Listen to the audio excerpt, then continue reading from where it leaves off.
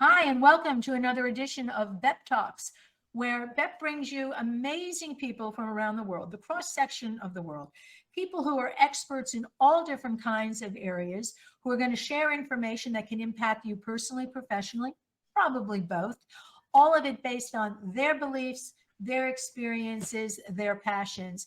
And speaking so much to all of those points is our guest on today's talk, and that is the fabulous Angela Carr Patterson. Angela, welcome. Thank you. Thank you so much for having me, Beth. I've been looking forward Such to this such a pleasure. I conversation. have looked forward to this for a long time. Let me just say that there are so many dimensions to this woman. Let me put it that way. A fabulous backstory. What she's doing in the present, you'll hear it will speak for itself. What she wants to do for your future, for the future of women, is to go forward, to take women forward, and to help them live a what Angela would call a more awakened life. So Angela is the CEO and the president of Awaken Your Life, which is dedicated to her mission to help all women live their missions, their visions, and achieve their goals by creating more meaning in life for, well, for more meaning, more mastery, more money, and magic. Mhm. Talk to us about all of those wonderful things, Angela. Oh, wow. Well, I believe that we really do have a right to live the life that we were meant to live. And as visionary women who are forward thinking, who really want to have an impact on the world, oftentimes we can get so busy and caught up in Yeah. serving others. And even as women, just we're naturally nurturers. And so Mm. that we forget about ourselves. We've left that unexplored part of ourselves on the table in the name of service, in the name of really becoming a slave and masquerading as service. And so, what I want to do is let women know your passion is helping others, but my passion is helping you to be a space holder for you. You hold a space for everybody else to shine, but who's holding that space for you? And as visionary women, Beth, we need someone that's going to hold us because we're doing that for other people. And there's not really many spaces that we can come and say, that I'm tired. I'm Mm. tired. I'm overwhelmed. I feel overlooked. And, and I'm overworked because you're not supposed to do that when you're a visionary leader. You're supposed to always be on. And that's just not absolutely possible. So I reached a point in my life where I said, well, God, how in the hell did I get here? Mm. This, I have to make a couple of points because you said women are saying, I'm tired, I'm overworked. You feel like you're giving more than you're getting sometimes. And Mhm. you also said women kind of don't, I don't want to quote you incorrectly, but women are women afraid to say that? Is that an admission that we don't want to acknowledge? Mhm. And Well, why? Why don't we, we? because we've been groomed. We've been groomed. And I grew up in the South here in the United States. And so we've been groomed to be that perfect woman, and the more sacrificing you are, the better a woman you are.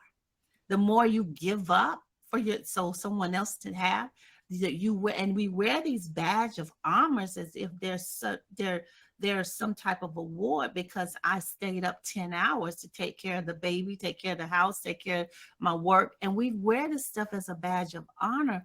And we find ourselves sick, broke, Mm, and broken. And mm, but yet we mm, don't want to admit that that's where we are. And where I was, there was just, I looked up and this is not where I wanted to be at this stage of the game. And yeah. I said, how did I get here? And so I had to do some deep exploration. And that's my message to the visionary woman. It's not fair that you give up everything, and it's time for women who have shattered the glass ceilings and made significant contributions to society. It's time for us to pause and ponder upon our So lives. when you say Angela, it's not Mhm, fair. mhm, I agree with you.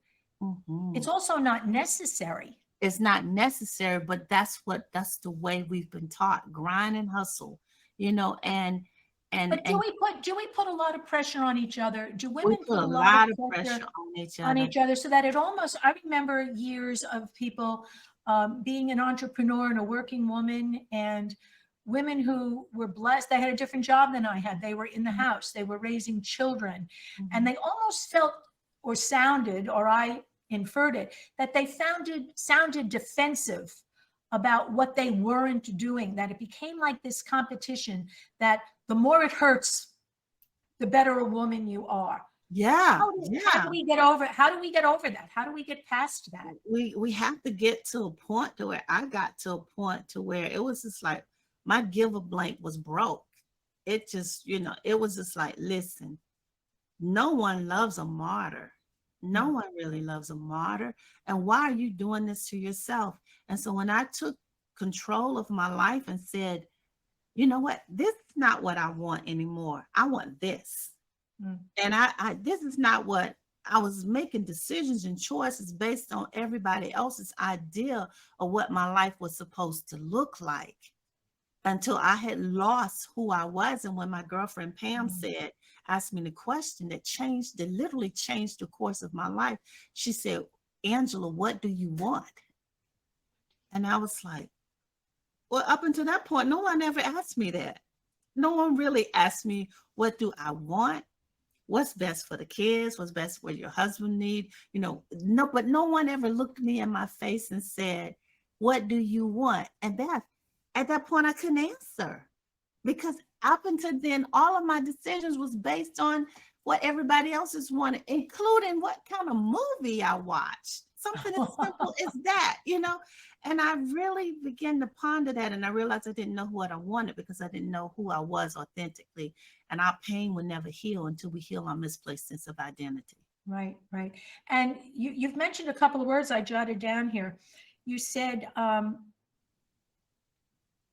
that it's a choice, It's a that we choice. get to make choices. Mhm. And whatever you choose in that moment, hopefully people are making good decisions for what helps them so that they can help others. And you also said we have the right, Mhm. which I agree with, but don't we also have a responsibility? Not just the right to, but the responsibility that if you're waiting for someone just to give it to you, you're going to wait a long time, perhaps. That it is your choice. We can take control. We can make it happen for ourselves. That's the responsibility. And I liken that to when you're in the airplane and God forbid the things come down, they Yeah. say save yourself before you try to save somebody else, because if you're gone, you can't be of value to anybody. So Mhm. what is it? It's in our blood. It's Yeah. in our history You as a you woman. and you make choices. I became the choice maker in my life. I became the leading lady in my life. I was always a supporting role in everybody's life. And I decided, okay, Angela, you're going to be the leading lady in your life, and you're going to make choices that speaks to the deepest parts of my soul.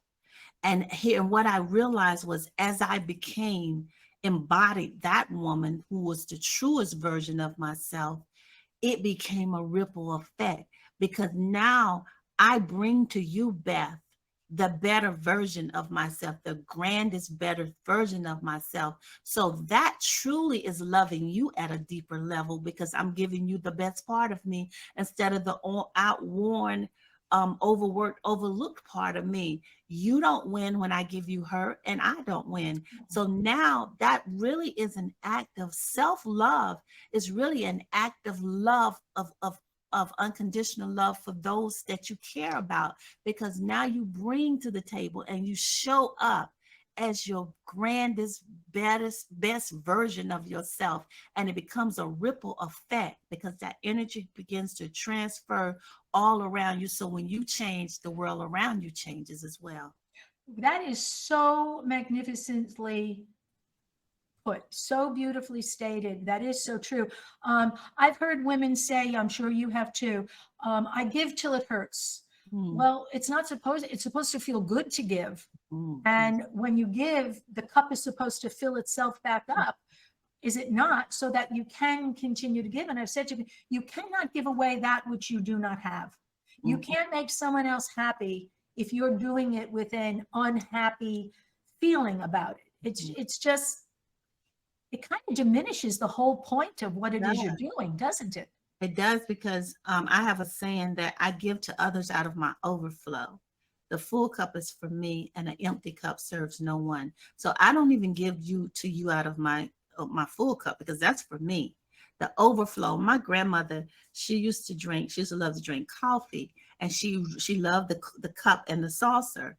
But I would see her sometimes take the coffee and put it in the saucer and drink from the saucer, because it cooled a little bit when she did it.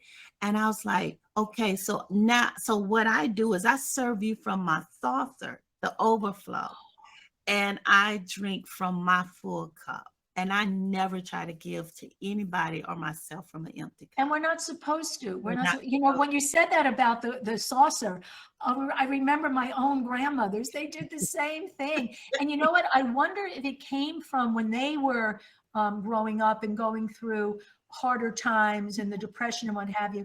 It was probably about, it could have been about not wanting to waste I think that's anything. what it was. I never understood it, but when I started thinking about this analogy, and I would think about grandmama doing that, and I said, maybe she was trying to drink it. I don't know, but she would pour it in the salsa and drink it Isn't that from funny? the salsa. And I said, wow. And so I let people drink from my saucer. That's a great metaphor. That is Mhm. really a really great metaphor. I've also, I believe, how do you feel about this? That if you're doing something, and it can be a really good thing, Mhm. a gesture for somebody else, but if Mhm. you're doing it to please them Mhm. Mhm. and you're not getting something out of it, is there a lot of value in doing that if it's not pleasing you as well? I I've made a decision that I'm never going to put myself in a place that I would betray myself to keep from betraying you, because that's the worst betrayal of all. Say that again. Say that was magnet. Say that again. I will never betray myself to keep from betraying you, because that's the worst betrayal of all. Because I'm not, my fuel source is not pure. I'm not being motivated. My motive behind what I'm doing is not pure. Therefore, then I'm bringing you a false illusion of who I am by doing it. If I can't do it because it brings me, because I know that that's what I should be doing, then I'm not going to do it. Because it's a good thing doesn't mean it's the right thing for you. Ah, the It word could be a no. good thing, Yes, but the it word doesn't right. mean, there are a lot of good things. People, as business women, people come to us all the time with opportunities, and they sound good. And I tell people, I say, don't even try to sell me on it, because I'm a businesswoman. So my head is going to turn, and I'm going to try to figure out a way to do it. So I don't even want to listen to the presentation, because I'll be pulled to do it. And because it's a good thing doesn't mean it's the right thing, or it may be the right thing. It's just not the right time for me. So I learned in that time of pondering and pausing, I had to become nothing and nobody for a while in order so I could go Hmm. deeper, And so women, visionary leaders, we've got to learn to explore the new dimensions of our identity and seek that personal growth on a deeper level, because we can no longer sacrifice ourselves, our business, our relationships, and lose trying to be all these things to these people. And that's what I see happening, Beth, on a large scale. And we find ourselves sick in our bodies, literally Mm. sick in our bodies, and we're wondering where it's coming from, and understanding that we can unlock new levels of purpose and happiness. Who I was at 40 is not who I am at 61. I am not, I'm a more evolved person. So the dreams I had at 40, she doesn't want those things at 61. And it's okay for me to scratch them off and say, I don't want to do that anymore. Yeah, yeah. And if you didn't do it by that time, it probably wasn't as Yeah. meaningful to you or as Yeah. necessary as you might have believed at that time. Yeah. So I mentioned earlier, women can be very hard on other women, very competitive. And I know from where you come, it's such a place of wholeness and understanding that in giving you get back, and that keeps your flow going, so that there's overflow that you can then share with others. And when women are living that way and serving others that way, those who are raising children, you're raising them probably in such a positive way, because they're learning by seeing what mommy and grandma are doing. So you're teaching by example, which is probably the best way, the most authentic way to teach. And I know you're so involved with your children and your grandchildren, so you're really showing them. You're not just telling them, you're showing them, you're illustrating them. Yeah. So talk to us. I'm sorry. I tell my daughter all the time, I said, you got a husband, you've got a baby, you've got your career, but I need you to take care of Crystal. I need you to find that thing that makes her heart sing, that's outside of your husband, that's outside of your daughter, that's outside of your job, because that's the thing that's going to sustain you. So why do women resist that? Why do women think it's that why, and it's going to sound silly, why do women think that putting themselves first is selfish? Because we've never been taught how to be self-full. We've been taught, for instance, I remember when Sarah Pagan was running, she was running for vice president with John, I think of his last name, and people kept saying, John McCain. I mean, she wasn't my candidate. Yeah, she wasn't my candidate, but still, she was a female, and people kept saying she needed to stay home and raise her children because she had a baby. Remember, she had an infant. She had a big family. She had a big family, and people kept making little statements like that. But we never heard that said about a man. She was pursuing some aspirations that she had, and as a woman, I could identify with that. Why couldn't she do both? But they never said anything about these men that were running that had small children. That's true. And I thought, wow, because it's just not, it's not acceptable in society. But that's why we have to push societal norms and rewrite the new. I'd say that women, we have to rewrite and reshape humanity's culture story. And we do that one woman at a time. I won't change the world in my lifetime, but I will move the needle. Use my voice to move the needle. And then my daughters will use their voices to move the needle. And then my granddaughters would use their voices to move the needle. Each generation moves the needle, and we get closer and closer and closer to navigating this ship around. And so it takes the Sarah Palins with 5 children and an infant to stand up and say, I can stand and do this too. And so, but again, we're ridiculed for it. And regardless of what your political beliefs are, because she wasn't my candidate, but she was a woman. And so that a woman that was trying to fulfill a dream. And so we have to stop looking at what divides us and come together with the collective voice. We speak as one, but in many ways, the power of a collective voice, so that we can move the needle. Find a need and feel it. Find a need and feel it. Find a pain and solve it. And that's what we wake up every day to do. But we can't do that for others when we're not doing it for ourselves, because only what we're not given is what's missing. Wow. Yeah. Yeah.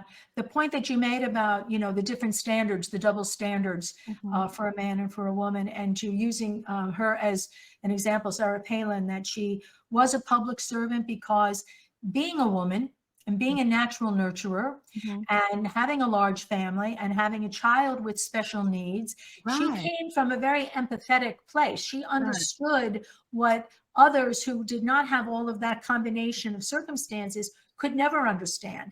So she took that out to the public and became, I think, a good governor of Mhm. Alaska. And I think Alaska, yeah. she did make some very good progress there. And boy, did she take the heat for it though. She took She some was heat. ridiculed on Saturday Night Live. She was She made, you know, was the she butt took of a lot of jokes heat. and what have you. She You took a said lot of something heat. earlier, become the leading lady in your own life. Mhm. That's a really powerful statement. You don't have to be the supporting cast, because when it comes down to it, with everybody, your husband is an example, your children as an example, your grandchildren, the people in the workplace, who do they turn to Mhm. Mhm. for their needs? Right, They turn right. to the woman, they turn to the They mother. turn to you. Yeah. We have 5 adult children ranging from 42 to 32. And when they pick up that phone with a problem, they calling me. They call you. And so what I have taught my children is I will inspire you. And I'll tell you something. You give me permission. Do I have permission to tell you the truth? That's what I ask. Or am I listening, or are you need an advice? Because I want to know what part do I play. I just don't automatically say it's my job to fix it. You see this little I don't know if you can see this little, I keep it on my computer. It's not my job to fix it. Oh, and you're not talking about the computer. It's You're no, talking it's about not my everybody's job to problem. fix it. Everybody that calls me, I'm not here to fix it. Sometimes don't despise just being a witness. Don't despise just being a listener, because sometimes they can talk themselves into their answer. Now, if you ask me, I will give you a suggestion, and I'll say, do I have permission to make a Yes. suggestion? Now, I've learned not to get in that foxhole with you.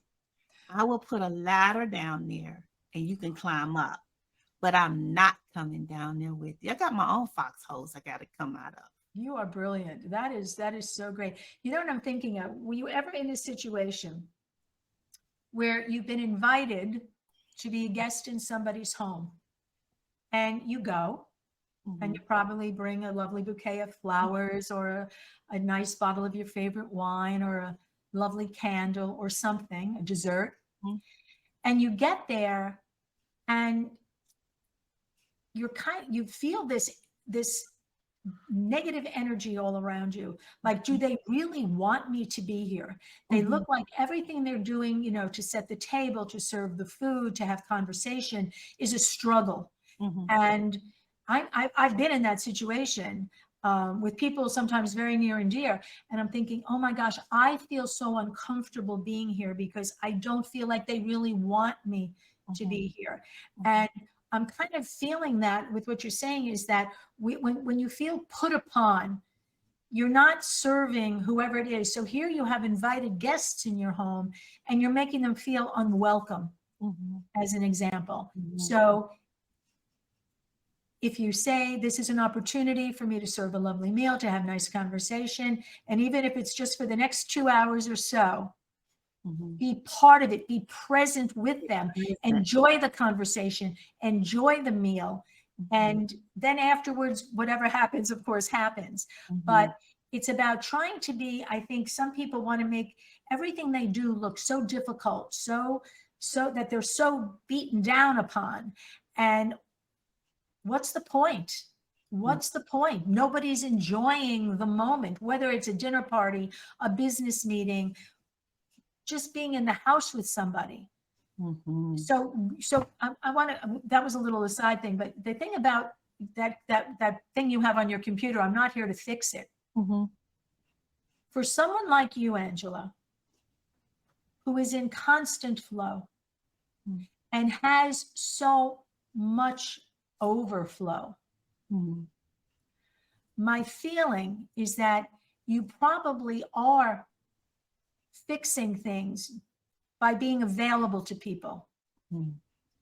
and that it's not a burden to you because you have so much overflow.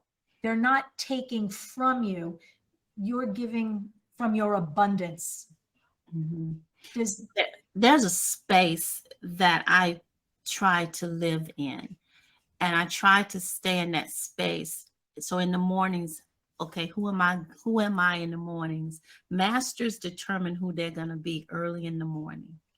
And there's, I like rituals. So I have rituals, my devotion time, and how I prepare, just like you brush your teeth and comb your hair and Right. stuff for the day. I do the same thing with the inner person, because the divine part of me is the real part of me, the true essence of who I am. And so I ready myself for the day, because we never know what a day is going to bring.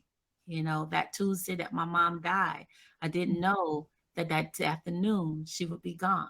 It was a Mm. sudden death. So you never know what a day is going to bring. But you prepare yourself for the world, and so that you can show up fully. Now, there are days that I don't show up. There are days where I need me time. And I take those time and I turn my phone off. And someone says, well, what if there's an emergency? Well, if it's a matter of life and death, then you don't need to call me. You need to get to a hospital, or you need to call on God. Okay. And then I always ask myself, what would they do if I was not living anymore? They would Mm. figure it It out. out. That's why, and that was the game changer. Because when my mother died 6 years ago, nothing was the same anymore. Neither was I. The world tilted, and it didn't tilt back. And I was trying to walk upright in a tilted world. And guess what, Beth? I did. I found a way. I found a way. 9 months later, I lost my best friend, my brother. I found a way to was not the same without them, but I found a way. And guess what? Other people will find a way to do it without you. You don't have to do it. You don't have to be everything to everybody. Not all the time, right? You Not can't be all the everything to everybody all of the not time. all you can't. You That's can't. not, you just can't. And so when they say, well, mom, what you doing? Nothing. Well, I said, no, no, no, no. Did I not say I'm doing nothing? And so my oldest granddaughter, she'll call, Nana, are you ready for a do nothing day? I'm coming over. I said, okay. And she comes over in her PJs and she said, we're doing nothing today. I said, nothing. So we have do nothing. And she loves to come over during the do nothing days. And so it's okay to have a do nothing day. And let me tell you something, that grandchild, and may it be many, many years hence, will remember those do nothing days as some of the times that she did the most. She did the most. We just cuddle. We'll cuddle on the sofa. We'll watch TV. We'll talk. And she loves those do. Every woman needs a do nothing time. Do nothing I day. check myself in hotels for do nothing. My husband would drop me off at a hotel on a Friday and come back and get me on a Sunday. And I order room service, and it's a do nothing weekend. He loves it because he can watch TV, keep the toilet seats up and all that stuff at home. And then I am refreshed and rejuvenated. I don't need to go to a spa. I just need a do nothing moment. A little time, A a little little time. a little So time that to you just come back breathe. with abundance and overflow again because you've been saving it up. You said something earlier. I love that statement. I am a space holder for female leaders. Mhm, Let's go back to that because that's a profound statement. mhm. Talk to us a little bit more about what that really means. Well, Beth, we hold spaces for everybody to shine. You do such a great job with it. You're a space holder. You know how to bring out the best in people, and you know how to you serve from your overflow. But there's something about the way you speak. There's something about the tone of your voice that evokes things in us to make us want to be better people. So you're holding a space for me to shine. And so we do that in our work that we do as visionary women leaders. But who's holding a space for you? You know, no one really, unless you. And so that's what I do. I'm a space holder. I create safe and sacred womb spaces, in the womb. And we've all been there. We've all been in our mother's womb. That's the only way we can come here into this earth legally. And so we all been in that womb space. And in that womb space, there is everything we need. that nurtures us as embryos, babies, in that womb space, the food, everything we need for 40 weeks. It takes 40 weeks for a baby to be ready for birth. Now, after that 40 weeks in that womb space, something has to happen, because if it doesn't happen, the same space that was nurturing will become toxic and the baby will die if it stays in that womb too much longer after 40 weeks. So I hold a womb space for you for a certain length of time so that something happens, birth happens, the emergence of a new awakened visionary woman. And so the spaces that I set are womb spaces to nurture, to help develop, and to cultivate a deep sense of self-awareness and inner strength and maturity and evolution in us, so that we can become that person that we were really born to be. And because in the mind of God, there's a perfect image of who you are. And every now and then you get a glimpse of her. I get a glimpse of her when we look in the mirror and we're like, oh my God, you're such a powerful, bold, beautiful, magnificent woman. And then you all of a sudden catch yourself and shrink back and go back and play small again. But you get a glimpse of her. Why? Because it's an undeletable file. She is there to stay. And sometimes you just need someone to help you cultivate her and for her to emerge again. And so that's what I do. And so when that happens, then you can begin to make some different type of significant contributions to society, and you awaken into who you really, really are at the core, and you do things from your innermost desires and fulfillment of your potential in the world. And I think that right now, women need to begin to nurture their personal growth and cultivate deeper connection with your true authentic self. And I call that the famed woman, the feminine, awakened, mature, evolved woman. Feminine, awakened, mature, evolved. Fame. That is, I just love listening to you. So what I'm hearing is that it's a choice. It's a choice. It's always a choice. It's a right. It's a right. It's a right. It's a birthright. It is a birthright. It's a responsibility. A responsibility. It might take some work. Yeah, and you may not be comfortable at all. It's going to be uncomfortable. Growing pains. It's a new space for you. Growing pains. What is it, do you think, in women where they say, I can't? Oh, I can't. I can't do what you do, Angela. I can't do what you do, Beth. That's just their choice to decide they don't want to do it. Is that correct? Well, I think what they're really saying is, and this is what I found to be true with most women, you know what to do. You know how to do it. You know when to do it. You've just lost your courage and your inspiration to do it. So the most important thing is your why. You have to have a big, big why. So when people say to me, why do you do that? I said, well, why not? Why not? That's my why. Why not? You experience it, you do it, you learn, you grow. Does everything always come out perfect? No. Was there a lesson learned? Yes. Do you get, as you say, a different glimpse of yourself? You can. It's there. The opportunity is there. The moment is there. So choice, right, responsibility. And for women who have a why and are in touch with their why, because it's in there. It's in there. It is in there. It's in there. What are you offering? The how, the process. What's the how for women who say, I need to know how? Well, I have my FAME Institute. It's the Feminine Awakened Woman Institute that's coming up in September. And I'm doing that. And I'm also helping women tell their stories. We have some of the most remarkable stories. I have fallen in love with women at deeper levels, because I've been here helping them tell their stories in my Awaken Voices project. It's a TV docuseries and an anthology book. And listening to, just helping them weave these stories and tell them in an empowering way, where it not only heals their lives, but it heals the lives of those who witness the stories. And so it is celebrating extraordinary stories, because see, it was someone's story that helped me. It was someone's story that pulled me out of that closet with that bottle of pills that I wanted to take and end it all.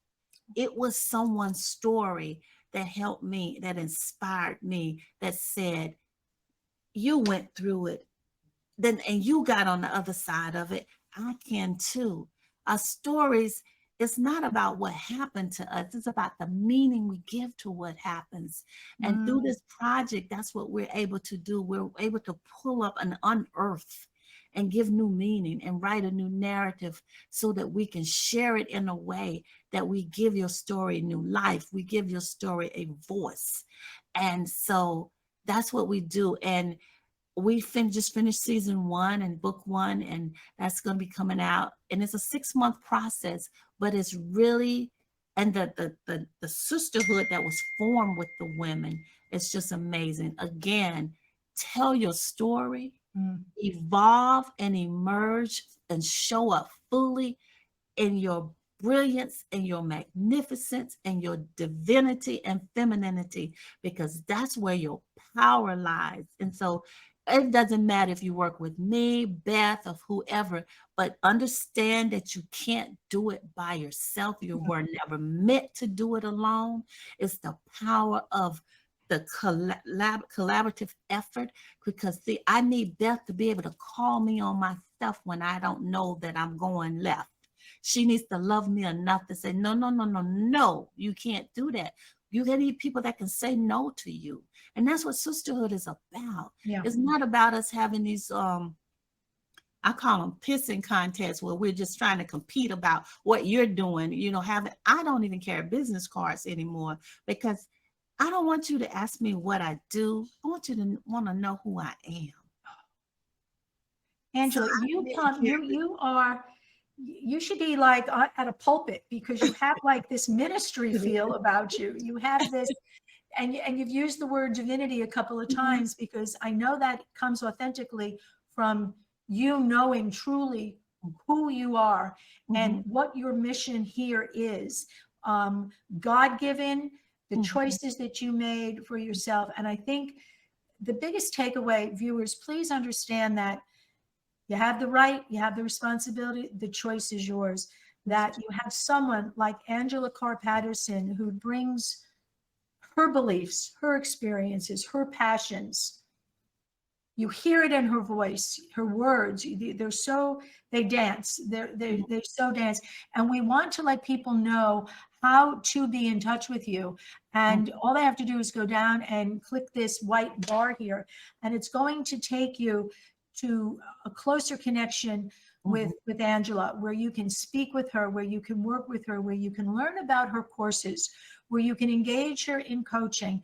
And I think one of the most comforting things, aside from knowing that all those things are there, is just to say someone like Angela exists in this world, that a woman who has gone through it all and come out on the other side better for it, and has a story, and took her story and found the best parts of it. And in anybody's story, there will probably be some pain and some disappointment, but in those moments, in those places, are the lessons and is the growth.